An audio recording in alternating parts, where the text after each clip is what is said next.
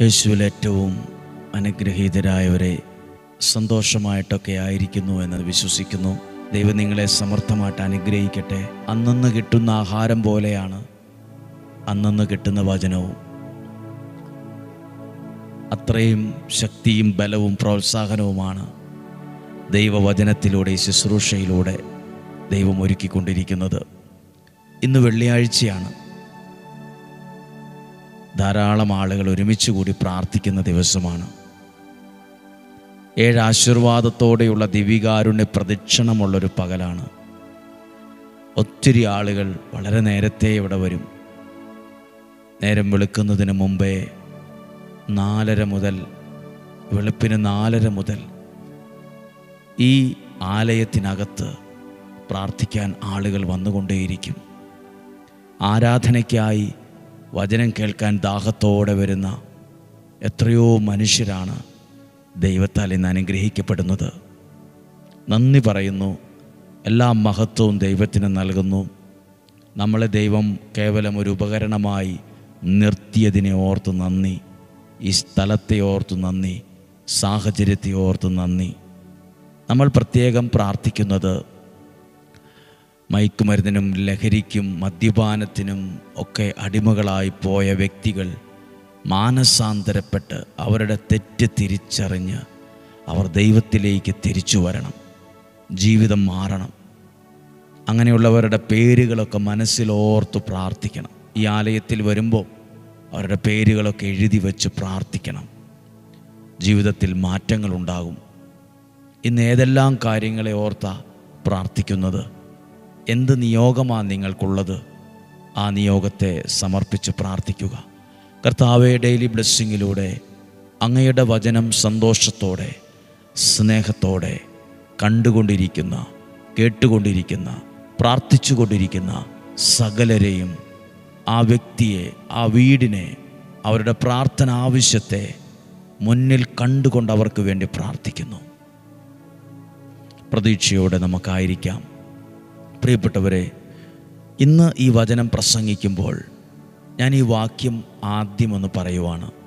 ഒരാളുടെ ജീവിതത്തിലെ തകർച്ചയും പരാജയവും വേറെ കുറേ ആളുകൾക്ക് അതൊരു തമാശയാണ്, അതൊരു വിനോദമാണ്, പറഞ്ഞു ചിരിക്കാനുള്ള കുറേ കാരണങ്ങളാണ്, പഴിക്കാനും വിധിക്കാനും ഒക്കെയുള്ള കുറേ കാരണങ്ങളാണ്. അതെല്ലാം കണ്ടും കേട്ടും മനസ്സും അടുത്തവരുണ്ട്. ഞാൻ നിങ്ങളോട് പറയാം, പ്രതിസന്ധിയാകട്ടെ, എന്തെങ്കിലും വലിയൊരു കാര്യം, ഒരു വലിയ വല്ലായ്മയോ സങ്കടമൊക്കെ ആകട്ടെ, നമ്മളെ അത് നയിക്കുന്നത് പെറുപിറുക്കലിലേക്കും നിരാശയിലേക്കും ആത്മഹത്യാ പ്രവണതയിലേക്കുമൊക്കെ ആണെങ്കിൽ അയാളുടെ ജീവിതം തകരും. ഒന്നും അല്ലാതായി പോവും. പൊടിയും ചാരവും പോലെയാവും. എന്നാൽ അടുത്ത ഭാഗം ശ്രദ്ധിക്കണം. പ്രതിസന്ധി ഉണ്ടാകാം, വെല്ലുവിളികളുണ്ടാകാം, സിറ്റുവേഷൻ മോശമാകാം, എല്ലാം കൈവിട്ടു പോയും തോന്നാം. പക്ഷെ ഇങ്ങനെയുള്ള സാഹചര്യത്തിൽ പിറുപിറുക്കുന്നതിന് പകരം, സ്വയം ശപിക്കുന്നതിന് പകരം, ഞാൻ ചാകും, ഞാൻ മരിക്കുമെന്ന് പറയുന്നതിന് പകരം ദൈവത്തിലേക്ക് അടുക്കുവാണെങ്കിൽ, ദൈവത്തിലേക്ക് ആശ്രയിക്കുവാണെങ്കിൽ ഒരു പുതിയ തിളക്കത്തോടെ ഉയർത്തെഴുന്നേൽക്കാൻ ദൈവം സഹായിക്കും. പുതിയ തിളക്കത്തോടെ ഒരു ഉയർത്തെഴുന്നേൽപ്പ് സംഭവിക്കും. ഞാൻ ആ വാക്യം, ആ വചനം ഒന്ന് പറയുവാണ്. വിശുദ്ധ മർക്കോസിൻ്റെ സുവിശേഷത്തിൽ 10-ാം അധ്യായം 46-ാമത്തെ വാക്യത്തിനകത്ത് ബർത്തേമിയൂസ് എന്ന പേരുള്ള അന്ധനായ പൈസക്കാരൻ എന്നല്ല, അന്ധനായ കോടീശ്വരൻ എന്നല്ല, അന്ധനായൊരു സമ്പന്നൻ എന്നല്ല, അന്ധനായൊരു ഭിക്ഷക്കാരൻ, അന്ധയാചകൻ ഇരിപ്പുണ്ടായിരുന്നു. അന്ധയാചകൻ അലക്കാത്ത വസ്ത്രങ്ങൾ, കുളിക്കാത്ത ശരീരം, ചീകാത്ത മുടി, ഇതെല്ലാമുള്ള വൃത്തിഹീനമായ ഒരു അന്തരീക്ഷത്തിൽ പലരുടെയും അവഗണനയൊക്കെ ഏറ്റുവാങ്ങിയ, ആട്ടും തുപ്പും അവഗണനയും ഏറ്റുവാങ്ങിയ ഈ ബർത്തേമിയൂസ്, 47-ാമത്തെ വാക്യം, നസ്രായനായ യേശുവാണ് പോകുന്നത് എന്നറിഞ്ഞപ്പോൾ അവൻ വിളിച്ചു പറയാൻ തുടങ്ങി, ദാവീദിൻ്റെ പുത്രനായ യേശുവേ, എന്നിൽ കനിയണമേ. ഇങ്ങനെയല്ലേ പറഞ്ഞത് 47-ാമത്തെ വാക്യത്തിൽ, നസ്രായനായ യേശുവേ, എനിക്കെന്തുകൊണ്ടാണ് ഇങ്ങനെ വന്നത്? എൻ്റെ ജീവിതമെല്ലാം പോയി, ഞാൻ വല്ലതും ചാകത്തേ ഉള്ളൂ, ഞാൻ ഇനി ജീവിച്ചിരിക്കുന്നില്ല, എന്നെ ആർക്കും വേണ്ടാതായി എന്ന് പറഞ്ഞ നെഗറ്റീവ് വാക്കല്ല. ഞാനിനി ചാകത്തേ ഉള്ളൂ, എൻ്റെ ജീവിതം പോയി, എൻ്റെ ഭാവി പോയി എന്നല്ല പറഞ്ഞ്, എന്നിൽ കനിയണമേ. ഒരു പുതിയ തിളക്കത്തോടെ ഉയർത്തെഴുന്നേൽക്കാൻ സഹായിച്ചത് ആ ഒറ്റ പ്രാർത്ഥനയാണ്. ഒറ്റ പ്രാർത്ഥനയാണ്. നമ്മൾ പ്രാർത്ഥിച്ച പ്രാർത്ഥനയൊന്നും വെറുതെ ആകില്ല. ആളുകൾ പറഞ്ഞു കേട്ടോ, മിണ്ടാതിരിക്കുക, അവിടെ എങ്ങാനും ഭിക്ഷ എടുത്തുകൊണ്ട് ഒതുങ്ങിയിരിക്കുക, ഒച്ച വെക്കാതിരിക്കുക. ആൾക്കാർക്ക് അവൻ്റെ പ്രാർത്ഥനയൊന്നും ഇഷ്ടപ്പെട്ടില്ല. നമ്മുടെ പ്രാർത്ഥനയൊന്നും എല്ലാവർക്കും ഇഷ്ടപ്പെടണമെന്നില്ല. പക്ഷേ യേശു പറഞ്ഞില്ല, ഒരു ഇഷ്ടക്കേടും കാണിച്ചില്ല.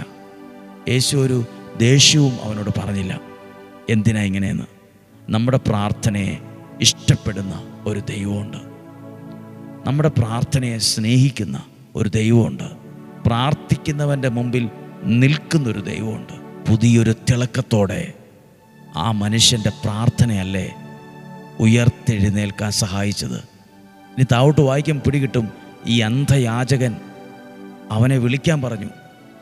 അവനെ വിളിച്ച് എല്ലാവരുടെയും പുറകിൽ കൊണ്ടുപോയി നിർത്തിയെന്നല്ല, അവനെ വിളിച്ച് അവനെല്ലാവരുടെയും മുമ്പിൽ അവൻ്റെ പുറങ്കുപ്പായം വലിച്ചെറിഞ്ഞ് അവനെല്ലാവരുടെയും മുമ്പിലെത്തി. എവിടെ കിടന്നവനാണ്? എത്രയോ അകലെ കിടന്നവനാണ്. ഇങ്ങനെ ഒരു സാഹചര്യം ഉണ്ടാകുന്ന സ്വപ്നത്തിൽ പോലും ആരും ഓർത്തില്ല. പ്രിയപ്പെട്ടവരെ, ജീവിതത്തിൽ നമ്മളും ഇങ്ങനെയൊക്കെ തന്നെയാണ്. ഇന്നത്തെ സാഹചര്യം ശരിയാവില്ല, നല്ലതായിരിക്കില്ല, ചീഞ്ഞതായിരിക്കും, ദുർഗന്ധമുള്ളതായിരിക്കും, സങ്കടമുള്ളതായിരിക്കും, വാടിപ്പോയതായിരിക്കും, മുഷിഞ്ഞതായിരിക്കും. സാരമില്ല. ആ സമയത്ത് ഇങ്ങനെ പറയാതിരുന്നാൽ മതി, എൻ്റെ ജീവിതം പോയി, ഞാൻ ചാകത്തേ ഉള്ളൂ, ഞാൻ മരിക്കത്തേ ഉള്ളൂ. എൻ്റെ നിരാശയുടെ വാക്കുകൾ പറയാതെ, നസ്രായനായ യേശുവേ, എന്നോട് കരുണയായിരിക്കണമേ എന്ന് പ്രാർത്ഥിക്കാൻ, ദൈവത്തിലേക്കാണ് ആ പ്രതിസന്ധികൾ നിങ്ങളെ എത്തിച്ചതെങ്കിൽ, ദൈവത്തിലേക്കാണ് നിങ്ങൾ അടുത്തതെങ്കിൽ, ദൈവത്തോടാണ് പ്രാർത്ഥിച്ചതെങ്കിൽ, ഞാൻ ഈ പറഞ്ഞ വാക്ക് ഡയറിയിൽ എഴുതിക്കോ, ഞാൻ ഈ പറഞ്ഞ വാക്ക് ഹൃദയ പലകയിൽ എഴുതിക്കോ. പുതിയ തിളക്കത്തോടെ ഉയർത്തെഴുന്നേൽക്കും. എല്ലാവരുടെയും പിറകിൽ കടന്ന നിന്നെ പല കാരണങ്ങളാൽ പല രീതിയിലും പലരുടെയും മുമ്പിലെത്തിക്കും നിൻ്റെ സ്ഥാനം. പലരും അത്ഭുതപ്പെടും ദൈവം നിന്നെ അനുഗ്രഹിച്ച അവസ്ഥയെ ഓർത്ത്. ഹല്ലേലൂയ. ഒരു കാര്യം പറയാം, പ്രാർത്ഥിച്ച പ്രാർത്ഥനയൊന്നും വെറുതെ ആവില്ല. ചൈനീസ് ബാംബു എന്ന ഒരു ട്രീ ഉണ്ട്, ഒരു മരം. അതിൻ്റെ വിത്ത് 5 വർഷം കഴിഞ്ഞേ കിളുക്കുള്ളൂ എന്നാണ് പറയുന്നത്. ഞാൻ വായിച്ചു കേട്ട ഒരു കാര്യമാണ്. ഈ വചനത്തോട് ചേർത്ത് വയ്ക്കണമെന്ന് എനിക്ക് തോന്നി. 5 വർഷം ഇന്ന് നട്ട് കഴിഞ്ഞാൽ 3-4 വർഷത്തേക്ക് ഇത് കിളുക്കത്തില്ല. വെള്ളമൊഴിക്കും, പരിചരണം കൊടുക്കും, വേണ്ട കെയറിങ് എല്ലാം കൊടുക്കും. നട്ടവന് തോന്നും ഇത് കിളുക്കിയാലെന്ന്. ഇത്ര വർഷമായിട്ട്, ഇത്രയും വർഷം കഴിഞ്ഞാണോ കിളുക്കുന്നത്? 5-ാം വർഷം അത് കിളുക്കും. കിളിർത്ത് കഴിഞ്ഞാൽ 40 ദിവസം കൊണ്ട് 27 മീറ്റർ വരെ അത് വേഗത്തിൽ വളരും. പിന്നത്തെ അതിൻ്റെ വളർച്ച ഭയങ്കര അത്ഭുതാവഹമാണ്. അപ്പോൾ ഒരു ചോദ്യം, ഈ 4-5 വർഷം ഈ വിത്ത് എന്തെടുക്കുമായിരുന്നു? അതതിൻ്റെ വേരുകളെ, അത് വളരാൻ ആവശ്യമായ എല്ലാ ഒരുക്കങ്ങളും നടത്തുവാണ്. അപ്പോൾ 5 വർഷം മുമ്പ് നട്ടപ്പോൾ മുതൽ കൊടുത്ത വെള്ളവും പരിചരണവും ഒന്നും വെറുതെ ആയില്ല. അതൊക്കെ ഒരു വലിയ വളർച്ചയ്ക്കും തുടക്കത്തിനും കാരണമായി. ഞാനിത് പറഞ്ഞത്, നമ്മളിപ്പോൾ ചിന്തിക്കും ഇങ്ങനെയൊക്കെ പ്രാർത്ഥിച്ചിട്ട് എന്ത് കാര്യം? ഇതെല്ലാം ആ വിത്ത് കിളിർത്തതുപോലെ ഇന്ന് കിളിർത്തില്ലേലും നാളെ ഒരു സമയത്ത് അത് തിളക്കത്തോടെ അത് കിളിർക്കാൻ, ഉയർത്തെഴുന്നേൽക്കാൻ ഈ പ്രാർത്ഥന കാരണമാവും. അന്ധനായ മനുഷ്യൻ പ്രാർത്ഥിച്ച പ്രാർത്ഥന വെറുതെ ആയില്ല. പല മനുഷ്യരും പറഞ്ഞു, മിണ്ടാതിരിക്കുക, അവിടെ മിണ്ടാതിരിക്കുക. അത് കേട്ടിട്ട് മിണ്ടാതിരുന്നാൽ ഈ വല്ല അനുഗ്രഹം ഉണ്ടാകുമായിരുന്നോ? നമ്മളോടും പറയും, പ്രാർത്ഥിക്കണ്ട, വചനം കേൾക്കണ്ട, ഇതുകൊണ്ട് എന്ത് കിട്ടിയത്? ഇതുകൊണ്ട് എന്താ പ്രയോജനം? നിങ്ങൾ എങ്ങോട്ട് പോവുക? മനുഷ്യൻ്റെ വാക്ക് കേട്ട് നമ്മൾ ദൈവത്തിൽ നിന്ന് ദൈവത്തോട് പ്രാർത്ഥിക്കാതിരുന്നാൽ നമുക്കാ അനുഗ്രഹവും ഐശ്വര്യവും നഷ്ടപ്പെടുന്നത്. നമ്മുടെ കുടുംബത്തിനാണ് നഷ്ടപ്പെടുന്നത്. അന്ധനായ മനുഷ്യൻ അവരുടെ വാക്ക് കേട്ട് എന്നാൽ ഞാൻ മിണ്ടുന്നില്ല കേട്ടോ, ഞാനൊരു പ്രാർത്ഥനയ്ക്കും ഇല്ല എന്ന് പറഞ്ഞിരുന്നായിരുന്നെങ്കിൽ ഈ അനുഗ്രഹങ്ങളുടെ തുടക്കം ഉണ്ടാവത്തില്ല. അത് മൈൻഡ് ചെയ്തില്ല. കൂടുതൽ പ്രാർത്ഥിച്ചു. ആ പ്രാർത്ഥിച്ച പ്രാർത്ഥനയോ ശബ്ദമോ ഒന്നും വെറുതെ ആയില്ല. ആ ജനത്തിനതൊരു പാഠമാണ്. പ്രാർത്ഥിക്കുന്നവൻ്റെ മുമ്പിൽ ദൈവം നിൽക്കുമെന്നും പ്രാർത്ഥിക്കുന്നവനെ ദൈവം എല്ലാവരുടെയും മുമ്പിൽ കൊണ്ടുവരുമെന്നും ആ ജനത്തെ ദൈവം ബോധ്യപ്പെടുത്തി. നിങ്ങളും ആരുമാകട്ടെ, നമ്മുടെ ഇന്നത്തെ സാഹചര്യം ഭിക്ഷക്കാരൻ്റെ പോലെ ഒരു യോഗ്യതയില്ലാത്ത ശരീരവും മനസ്സും ഒക്കെ ആയിരിക്കും നമ്മുടേതും. നമ്മളും പച്ചയായ മനുഷ്യന്മാരല്ലേ. യോഗ്യത പറയാൻ നമുക്കൊന്നുമില്ലായിരിക്കാം, സാരമില്ല. നമ്മുടെ അവസ്ഥ നോക്കാതെ നമ്മുടെ പ്രാർത്ഥനയെ മാനിക്കുന്നൊരു ദൈവമുണ്ട്. ആരെല്ലാം എന്തൊക്കെ പറഞ്ഞോട്ടെ, അതിന് സത്യമുണ്ട്. നമ്മൾ പ്രാർത്ഥിക്കുന്ന പ്രാർത്ഥനയ്ക്കൊരു സത്യമുണ്ട്. ഈ വചനം ഒരുപാട് പേർ കേൾക്കാൻ ഇടയാകട്ടെ. ചൈനീസ് ബാമ്പു എന്ന ആ മരത്തിൻ്റെ വിത്ത് പോലെ അതിന് വെള്ളവും വളവും പരിചരണവും കെയറിങ്ങും ഒക്കെ കൊടുക്കുന്നുണ്ടല്ലോ. നമ്മളും ചില കാര്യങ്ങൾക്ക് വേണ്ടി ഇങ്ങനെ പ്രാർത്ഥിക്കുക, അതൊക്കെ മാറ്റം വരും. അതിനൊക്കെ ഒരു അടയാളം ഉണ്ടാവും. വിത്തിൻ്റെ മുകളിൽ ഒരു മുള വരുന്ന പോലെ ചില അടയാളങ്ങൾ നമ്മുടെ മുമ്പിലും കാണും. ചില വളർച്ചയും ഉയർച്ചയും രക്ഷപ്പെടലും മാനസാന്തരവും നമ്മൾ കാണും. പ്രിയപ്പെട്ടവരെ, പ്രത്യേകം പ്രാർത്ഥിക്കാം. പ്രത്യേകിച്ച് മദ്യപാനം, ലഹരിക്ക് അടിമപ്പെട്ടു പോയവരുടെ മാനസാന്തരത്തിന് വേണ്ടി മനസ്സിലെങ്കിലും അവരുടെ പേര് പറഞ്ഞ് പ്രാർത്ഥിക്കുക.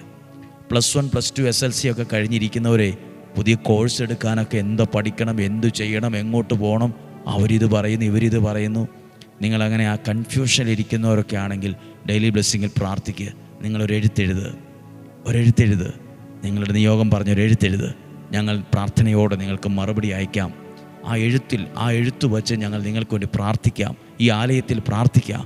അപ്പോൾ നിങ്ങൾക്ക് ശരിയായത് തിരഞ്ഞെടുക്കാൻ, നല്ല അനുഗ്രഹമായതിനെ തിരഞ്ഞെടുക്കാൻ ദൈവം സഹായിച്ചോളൂ. നമ്മുടെ കർത്താവ് ഈശോ മിശിഹായുടെ കൃപയും പിതാവായ ദൈവത്തിൻ്റെ സ്നേഹവും പരിശുദ്ധാത്മാവിൻ്റെ സഹവാസവും നിങ്ങളോടുകൂടെ ഉണ്ടായിരിക്കട്ടെ. നിങ്ങളുടെ കുടുംബത്തിൽ, യാത്രകളിൽ, തീരുമാനത്തിൽ ഉണ്ടായിരിക്കട്ടെ. രോഗങ്ങൾ, അപകടങ്ങൾ, ദുർമരണങ്ങൾ, മൂപ്പെത്താത്ത മരണങ്ങൾ, ചതിയിൽ നിന്നും വഞ്ചനയിൽ നിന്നും നിരാശയിൽ നിന്നും കുറ്റബോധത്തിൽ നിന്ന് ഞങ്ങളെ സൂക്ഷിക്കണമേ. ഇന്ന് കേട്ട വചനം ഞങ്ങൾക്കെല്ലാം ഒരു പാഠമാണ്. കർത്താവേ, ബർത്തേമിയൂസിനെ പോലെ ഭിക്ഷക്കാരൊന്നും അല്ല ഞങ്ങളെങ്കിലും ഞങ്ങളുടെ മനസ്സും ശരീരവുമൊക്കെ അഴുക്കുള്ളതാണ്, കുറവുള്ളതാണ്, ഞങ്ങൾ പാപികളാണ്. എങ്കിൽ പോലും ഞങ്ങളുടെ പ്രാർത്ഥനയെപ്പോലും അങ്ങ് മാനിക്കുന്നുണ്ടല്ലോ, ഞങ്ങളുടെ പ്രാർത്ഥനയെപ്പോലും അങ്ങ് ശ്രദ്ധിക്കുന്നുണ്ടല്ലോ. ഞങ്ങളുടെ പ്രാർത്ഥനയ്ക്ക് മുമ്പിൽ ഞങ്ങളെ പുറകിലാക്കുന്ന ഒരു സാഹചര്യമല്ല, ഞങ്ങൾ ഇന്നത്തെ അവസ്ഥയേക്കാൾ 10 ഇരട്ടി മെച്ചമുള്ളൊരു അവസ്ഥയിലേക്ക് ഞങ്ങളെ കയറ്റി നിർത്തുമെന്ന് ഞങ്ങൾക്കറിയാം. ഇന്നും ജീവിക്കുന്ന യേശുവിൻ നാമത്തിൽ നിങ്ങൾക്ക് വേണ്ടി പ്രാർത്ഥിക്കുന്നു. കണ്ണിനെ കണ്ണുനീരിൽ നിന്നും, കാലിനെ വീഴ്ചയിൽ നിന്നും, ജീവനെ മരണത്തിൽ നിന്നും സൂക്ഷിക്കട്ടെ. ദൈവം സമർത്ഥമായിട്ട് നിങ്ങളെ അനുഗ്രഹിക്കട്ടെ, ഇപ്പോഴും എപ്പോഴും എന്നേക്കും. ആമേൻ. ഈ വചനം ഒത്തിരി പ്രയോജനം ചെയ്യും കേട്ടോ. ജീവിതത്തിൽ മറക്കരുത്. സാധ്യമായ എല്ലാവർക്കും മടി കൂടാതെ, അസൂയ കൂടാതെ അയച്ചു കൊടുക്കണം, പറ്റുന്നവരൊക്കെ. കാരണം ഒരാളുടെ ജീവിതത്തിലെങ്കിൽ ഈ വചനം പുതിയൊരു വഴിത്തിരിവാകാതിരിക്കില്ല. നാളെയും 5:30 തന്നെ, ശനിയാഴ്ചയാണ്, 5:30 തന്നെ ഒരുമിച്ച് കാണണം, ഒരുമിച്ച് വചനം കേൾക്കണം. നാളെയും 5:30 കാണുന്നത് വരെ സ്വർഗത്തിലെ ദൈവം എന്നെയും നിങ്ങളെയും അത്ഭുതകരമായ വിധത്തിൽ സൂക്ഷിക്കട്ടെ. ആമേൻ.